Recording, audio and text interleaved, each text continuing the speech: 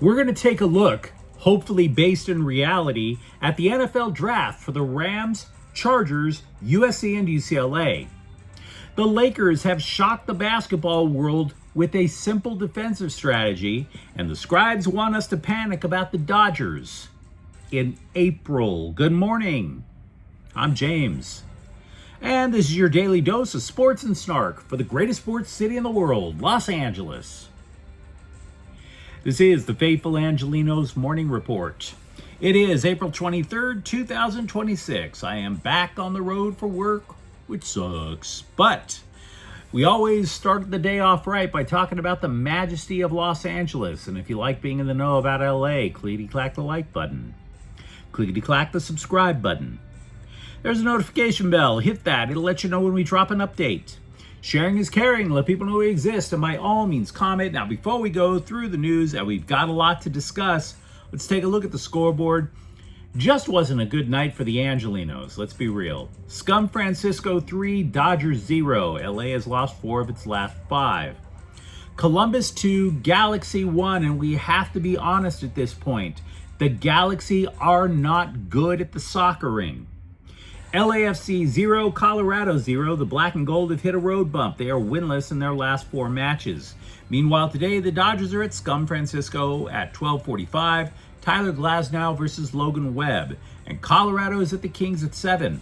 This is Game 3 in the first round of the Stanley Cup playoffs with Colorado up 2-0. So with that out of the way, let's get to the news. The NFL draft is today, and I simultaneously care and don't care. I care because this is the best chance for the Chargers to repair their pass rush, or their last legit chance to plug up the interior offensive line. I care because the Rams may be one player away from being the go-ahead Super Bowl favorite. And if they are, you could find that player theoretically at pick 13. Or maybe you can find Matthew Stafford's successor. But I don't care, because the last thing I want to do for the next 3 days is binge watching mouth-breathing slobs packed together like sardines, dressed head to toe in overpriced, officially licensed NFL gear that you can buy on Fanatics right now. And all those human sausages are screaming, "Let's go! Let's go!" Go where? Wendy's? So no, I'd rather just watch the names go by on the ticker. Moreover, as we discussed yesterday, the NFL draft rumor mill is churning more raw sewage than the Potomac River. Yesterday, we reported how the NFL Network thinks the Rams are a candidate to trade back, right? Then other scribes chimed in. Their sources say the Rams want to move up. So what was missing? Oh, the hot rumor that the Rams were just going to stand pat. Well, fret not, guys. We now have Fox Sports' Jay Glazer reporting that his sources say the Rams really want to stay put. Move up, go back, stay put. In other words, these insiders have no effing idea what they're talking about. In the words of noted NFL draft expert Malcolm X, we've been hoodwinked, bamboozled, led astray, run amok, and flat out deceived. So it is up to you if you want to believe what I'm going to discuss with you. Let's start with the Rams. All year, I've been suggesting that the Rams spend a high pick on a quarterback. I believe that because if you don't have Stafford's heir apparent in-house, the prospect of multiple Rams titles, done. Doesn't matter how young the defense is, or that Puka Nacua hasn't entered his physical prime, or the elite running, or the elite offensive line, the young running backs. All of that does not matter if you don't have the quarterback. And they have to draft a quarterback this year because next year's quarterback free agent class is trash. Kyler Murray is most likely going to be the best free agent quarterback available. Didn't the Rams humiliate him twice a year in Arizona? Going all the way back to when we still thought Joe Biden had his faculties? Now, as for the draft, a few people have suggested Alabama's Ty Simpson. He's the consensus second best quarterback available. But they're not sure this guy is worth a first rounder. But the Rams, while they're 13th in the first round, are super far back in the second, and the odds are Simpson's going to be gone. So that leaves trading down in the first to grab Simpson, or maybe late in the second, you have a shot at LSU's Garrett Nussmeier or Penn State's Drew Allar. So what happens if they stay at 13? If you believe that the Rams want that impact player in the first, well, there have been rumors about the offensive line. Cross that off your list. An impact player is going to play immediately, and the Rams' offensive line is set. Nobody's coming in to knock somebody out. But you can make an impact on offense in the other ways. I think it's strategic. If the Rams, for example, want to stay in 13 personnel, 3 tight ends, then they draft a tight end. If they want to go back to their traditional 11 personnel, 1 tight end, 3 wideouts, then they go for wide receiver. We're going to learn a lot about what the Rams playbook is going to look like for next year with the first round pick, in my opinion. Let me know what you think in the comments thread. The Chargers, meanwhile, have only 5 picks. You could say that that would make them a candidate to trade back from number 22. Hell, the Rams always look at late first rounders for trades to try to see if they can get additional picks later on. But the Bolts don't look at the draft the way the Rams do. GM Joe Ortiz told the LA Times he plans on taking the best player available. So the Times used that quote to build a case for the Bolts to draft a third pass rusher. Now, the Chargers' pass rush was overwhelming last year when they had their 3 edge rushers on the field. One of them, obviously, Odafe Oweh, left as a free agent. Now, if they choose to go with edge rusher, the Chargers do not necessarily lose in the draft, even though it would ignore their biggest liability. I have been kicking the hell out of this dead horse ever since they got pantsed by Houston in the playoffs 2 years ago. Interior offensive line. Football isn't war, it's chess. Your quarterback is your king, and Justin Herbert got blasted 140 times last season. So if the Chargers don't get a guard tonight, it's got to be day 2, or I wouldn't even buy a ticket to see the team.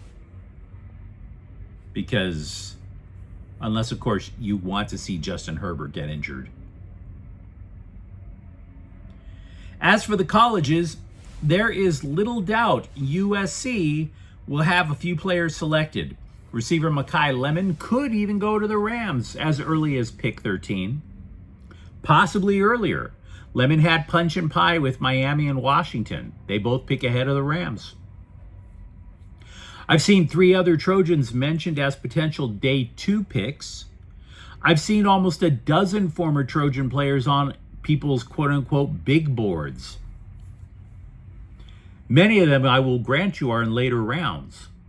So enjoy your time on special teams, right? But the curious story is UCLA. Just as the basketball team did very little in the transfer portal, there is very few prospects from UCLA to get to the NFL next year. There is a legit belief that the Bruins could be shut out of draft picks for the first time since 2012. Now, a few weeks ago, we talked up offensive lineman Garrett DiGregorio. His versatility boosts his value. So you could, in theory, see him as a mid-round pick. Also, defensive lineman Gary Smith is a possibility simply due to his size. Now, I don't want to just heap scorn on UCLA. I think we could all agree that that football program hit rock bottom last year.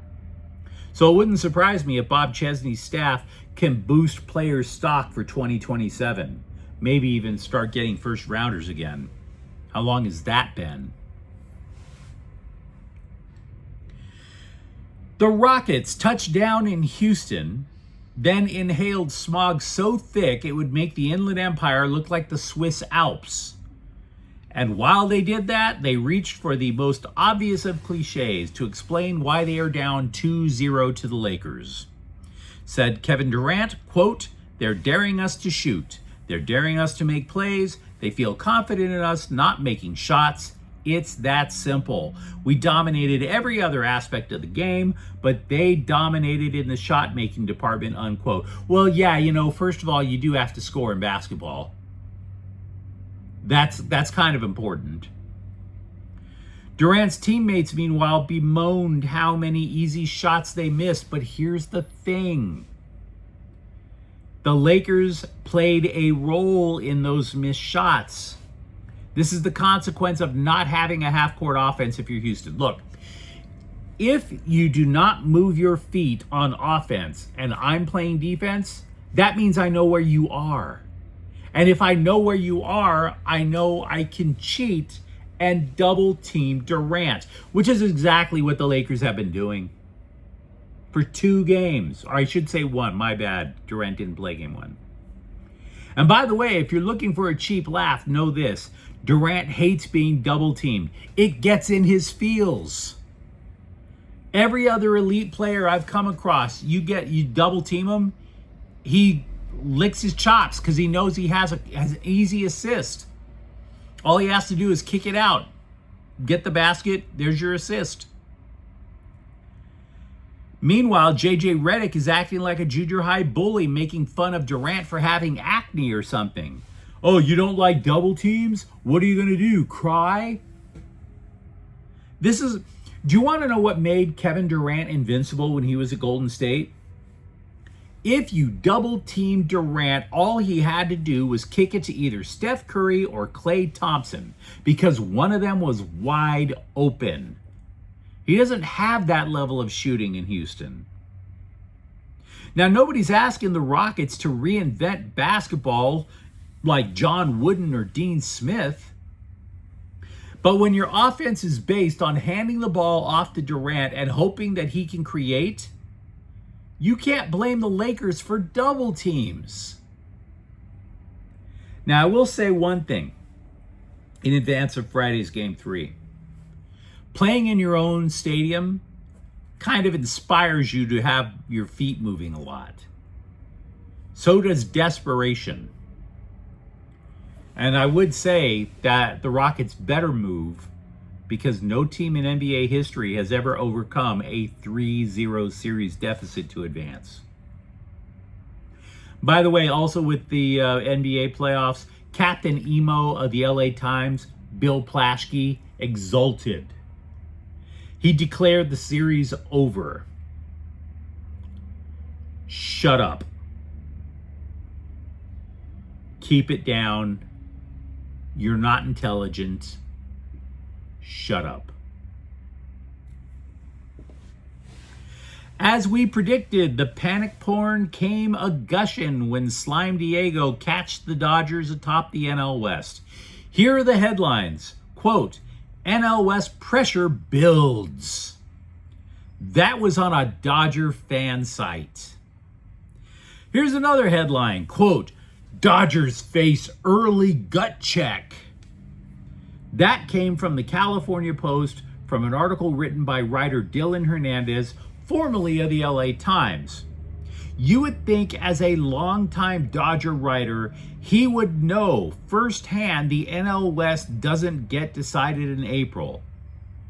But the panic must be stoked. Panic now, panic forever, panic über alles. Thanks to your friends in American journalism. One of the reasons that was cited by the scribes as a reason to gobble down fistfuls of Xanax is that Edwin Diaz underwent successful elbow surgery yesterday. Successful, by the way, in the sense that it wasn't Tommy John surgery, but I digress. Look, the fact that Diaz isn't going to be pitching for a while, honestly, wasn't the Dodger bullpen just an abomination, like Old Testament level last year? And I think the Dodgers kind of survived. So no, maybe we shouldn't panic. And by the way, Mookie Betts, if you are looking for positivity, he's been making progress recovering, I should say, from an oblique injury. He started a hitting program Saturday. There is no set timetable for a return. An attorney for Clippers owner Steve Ballmer said the former Microsoft exec lost $60 million by investing in a green energy financier known as Aspiration. And by the way, side note, the more I think of it, sometimes I wonder if Aspiration really should have been a fragrance that you would use to try to seduce your ex, right? Aspiration. Why would you name your company that? I'm not sure Ballmer losing money is much of a defense. Okay? The allegations are not that Ballmer paid money to a scam company. The allegations are that Ballmer paid money to a scam company so that a big chunk of that money would go to Kawhi Leonard and circumvent the salary cap. So I don't think it matters how much Steve Ballmer lost. $60 million to Steve Ballmer is like you ponying up more to supersize your meal.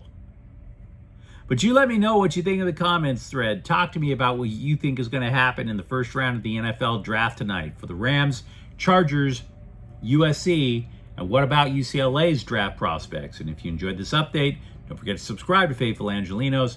We're talking LA sports every single day, even when I'm jet lagged. Thank you for watching. I'm James. We'll be back tomorrow. Faithful Angelenos is a Kian Cortel Queso production. Take care.